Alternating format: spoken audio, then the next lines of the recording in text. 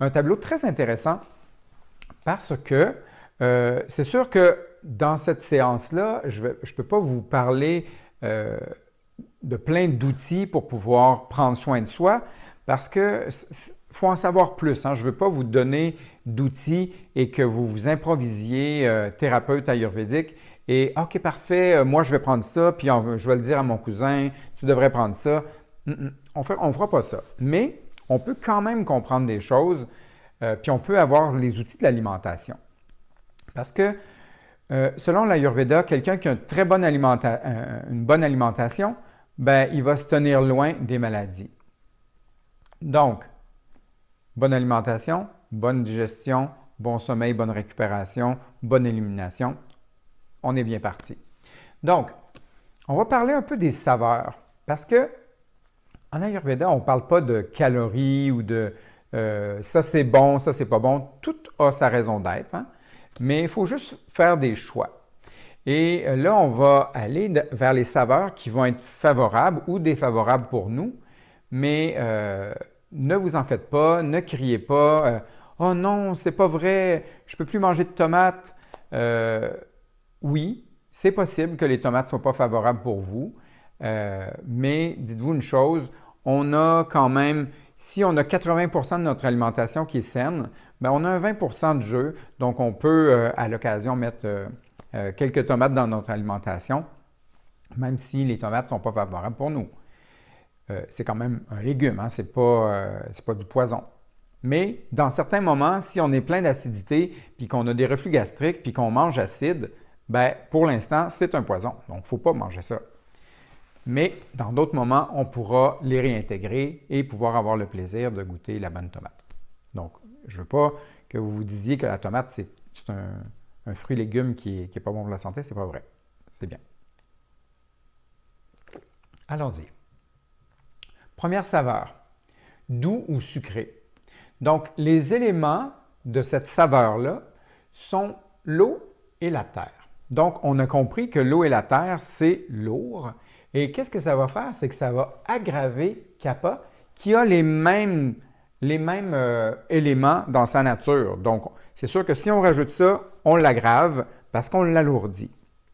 Mais ça va être très positif parce que ça pacifie Vata et Pitta qui, eux, sont légers, donc on a besoin de les alourdir. On continue les saveurs. Donc, deuxième saveur, acide ou sûr. Donc, ces éléments sont le feu et la terre.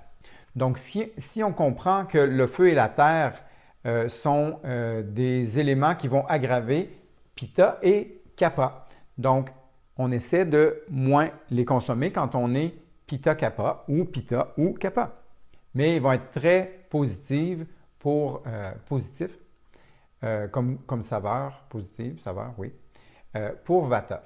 Donc, ça va le réchauffer et puis ça va l'alourdir.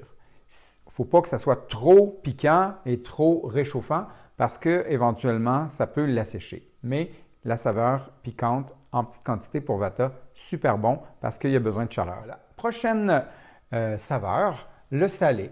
Le salé, ces éléments sont l'eau et le feu, donc qui vont encore aggraver Kapha et Pitta, mais être très favorables pour Vata.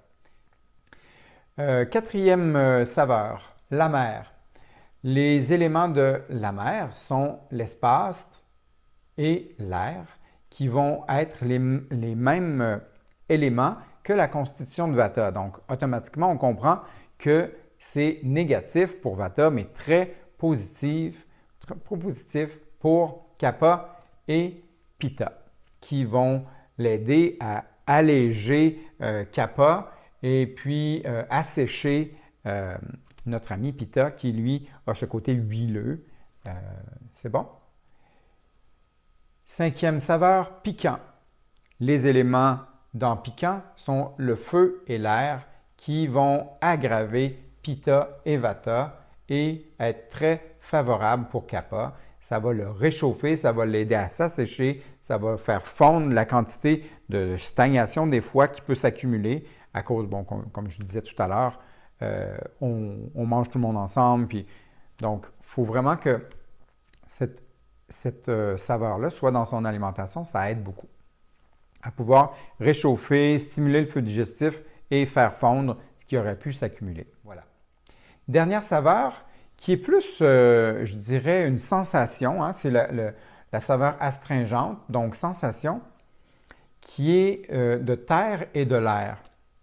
Donc ici, la terre et l'air, c'est comme il n'y a plus d'eau dans la terre, donc ça devient de la poudre. C'est comme si on enlève l'humidité, on enlève l'élément eau. Donc, si on enlève l'élément eau, ça va être très défavorable pour Vata, mais très favorable pour Pitta et Kapha, qui eux ont l'élément eau, souvent en grande quantité, surtout si on est en excès. La qualité de l'astringence qui va enlever l'eau, qui va raffermir en même temps. Voilà. Ça, c'est des outils que vous pouvez amener dans votre quotidien. Il ne faut pas nécessairement toujours se dire une fraise, c'est automatiquement doux et sucré. Et donc, tout dépendant à quelle saison vous l'accueillez, de quelle provenance elle vient. Donc, des fois, ça peut être un peu plus acide, des fois, ça va être très doux, d'autres fois, peu doux. Donc, il faut plutôt goûter puis se dire, OK, parfait, ma banane, elle est astringente ou elle est douce et onctueuse. Donc, il faut plutôt faire l'association au lieu d'apprendre juste du par cœur. OK, parfait, oui, je me doute qu'une banane, ça peut être doux et onctueux.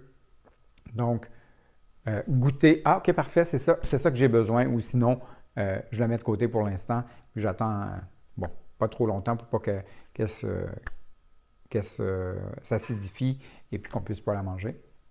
Voilà des beaux outils qu'on amène dans notre hygiène quotidien. Voilà, en gros, là-dessus.